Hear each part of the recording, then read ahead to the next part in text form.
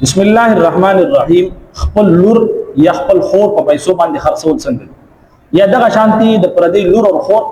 په پیسو باندې اغسته او د هغې سره نکاح کول څنګه دي؟ شریعت په دې حوالې سره څه نن په دې باندې خبره کوو او زمونږ د پښتنو د معاشري دا یو حقیقت دی. د پښتنو په بعضو علاقو کې دا یو رسم دی، بلکې دا یو کلچر دی چې هغه خپل خور او خپل لور چې کوم دی هغه په پیسو باندې خرڅوي.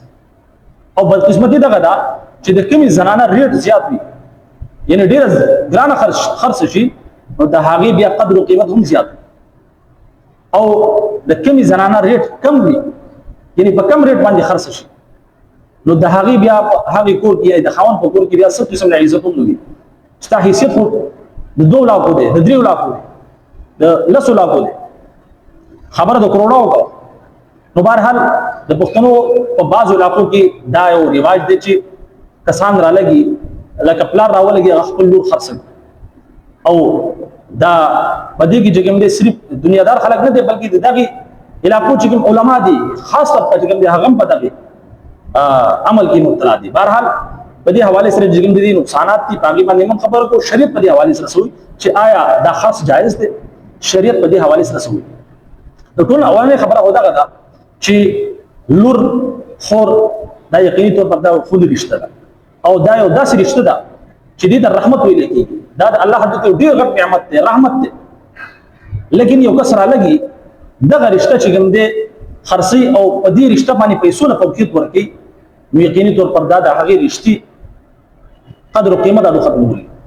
یعنی دغه لور یا دغه خور به د دغې رشتې څه قدر وکړي چې کوم پلار راولګي خپل لور چې کوم دی هغه په پیسو خرڅ کړي او پیسې چې کوم دی هغه ځانه واخلي او لور خرڅوي. نو یقیني طور پر دا د انسانیت توهین دی. دا چې کوم دا رشته ده یو خوني رشته ده،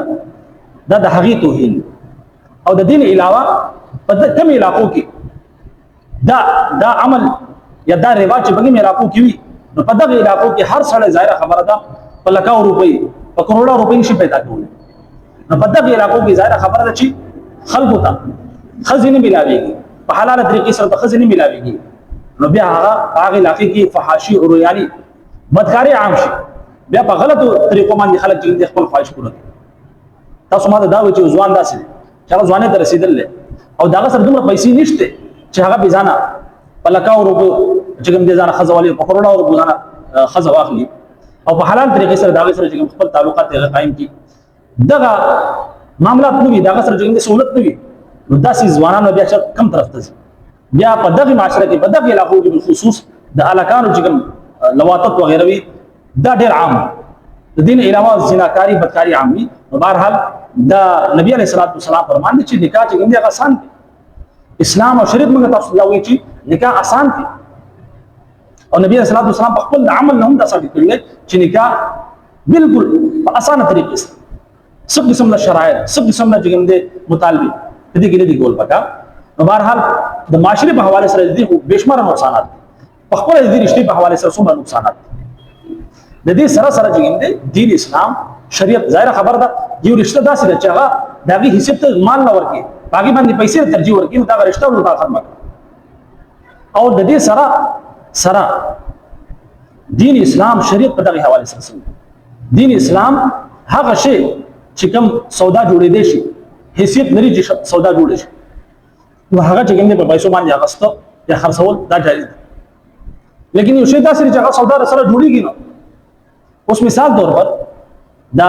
میخه شوه، سنډه شو، غوا شوه، یا دغه شان نور څاروي د انسان د ضرورت لپاره وي، نو دا مال جوړېږي، دا سودا جوړېدی شي، نو په دې وجه باندې د دې خرڅ جایز دی. لیکن انسان چې کوم دی آزاد دی، ځکه یو انسان خپل د جسم هم مالک نه دی. په شریعت کې هغه ته دا اختیار حاصل نه دی چې خپل لاس کټ کې بل چاله ورکړي خرڅي،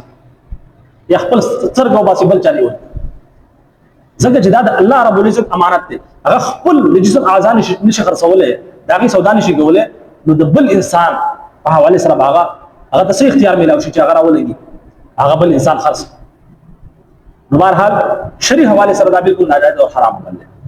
او ظاهره خبره ده که چېرې د دې په ذریعې باندې نکاح وشي، نکاح خو به وشي، لیکن په دې باندې چې کوم دا پیسې او دا خرڅول دا چې کوم عمل دی دا په شریعت کې بالکل ناجایز او حرام دی. دین اسلام شریعت سوی چې د زنانه د چې کوم دي تاسو پکې دا زنانه سره زناور نه دي چې تاسو راولګي د زناور یو حصہ دلور کوي څنګه چې تاسو میخه چې کوم دي پیسو باندې اخلي خرڅوي نو آیا دا تاسو د جسم نه پیدا تاسو د جګر یو ټوکړه هغه چې کوم دي تاسو پیسو باندې خرڅوي دا ظلم نه دی تاسو ته انسانیت پر نظر ناراضي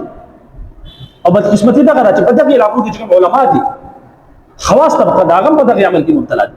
هغه د دغه رواج خلاف خبره نه کوي نو دغه مجرمان نو یقیني طور پر شریعت دغه وي چې زنانه حق دی دغه نه به تاسو کوي سمجھ کې خبر راځي چې زنانه تاسو لور او خور او یې باندې راضي وي دغه طرف نه اجازه وي بیا تاسو دغه نه کاو دا خرڅوي مو او پیسو باندې د خرڅ اجازه تاسو ته شریعت نه راکړي پیسې به نه شي اغسته داغي چې کوم اجازه ته داغي چې کوم خواهش ته داغي احترام دا دین اسلام شریعت زمونږ اساسو موږ نه دي تابع کړیو خپل نبی علیه الصلاه والسلام خپل ضرورنا حضرت فاطمه رضی الله تعالی عنها تاسو نو کړه حالانکه الله رب دې طرفنا اگر رشتہ آسمانونو کې دي شو لیکن باوجود د دینه امت ته ترغیب ورکول د پاره چې تاسو څه کوئ خپل د لونونه خپل د فیمدونه تاسو کوئ چې آیز په دغه ځای کې ساره رشتہ کومه دا رشتہ ته قبول ده سمجھ کې خبر راځي نو جناب نبی کریم صلی الله علیه وسلم خپل د لور حضرت فاطمه ته پوښتنه چې حضرت علی صلی الله علیه وسلم رشتہ وکم هغه اجازه ورکړه باوجود دینه چې الله رب العزت په اسمانونو کې دا رشتہ کړو دا د څه وجنه چې د امت ته ترغیب ورکړو چې تاسو خپل د لور او د خور نه تاسو کوئ دا غو د اجازه نه بغیر تاسو په زبردستي بل ځای کې دا رشتہ نشئ کوئ ځکه چې عمر بغت دی او سبحان خدا نه خواسته معاملات راځي په باندې ظلم کی پریشان نه وي دا غي ټول مجرمان دي تاسو خپل دا غي حق تلفي ده او چې تاسو دا غي حق تلفي وکړه د قیامت پر ورځ باندې دا تاسو لور دا تاسو خور وي تاسو ګریوانونه وي او جهنم ته ورځي سمجھ کو خبر راځي نو بهرحال دا چې مراسم رواج دي دا بالکل د انسانيت خلاف ته هغه اسلام او شریعت خلره خبره ده دا د انسانيت خلاف دي په یو مذهب کې داسې نشي چې سګرا لګي هغه خپل لور او خور چې د پیسو باندې خرڅي باغې باندې پیسې اخلي نو لږ د شرم مقام دی چې په کوم علاقو کې د عمل جاری دی خدای د پاره د دې رسم او رواج ختم وکړي او شریعت دین اسلام باغې باندې عمل وکړي دین اسلام موږ تاسو ته د نکاح حکم راکړل چې نکاح کوي او نکاح چې کوم دي آسان کې دا شرایط دا مطالبه دا ختم کړي او بیا پیسو باندې ورکول اغسطه دا معاملات بالکل ختم کړي په کوم ځای کې تاسو معاملات دي هغه معاشره نه کوم نظام کا کېلره هجرت یو کېلره لاړ شي سمجھ کې خبر راځي بهرحال د الله حضرت دعا ده چې الله رب عزت موږ تاسو ته د دین صحیح سمجھ او پاغه باندې عمل کولو توفیق راکړي اجازه راکړي السلام علیکم ورحمت الله وبرکاته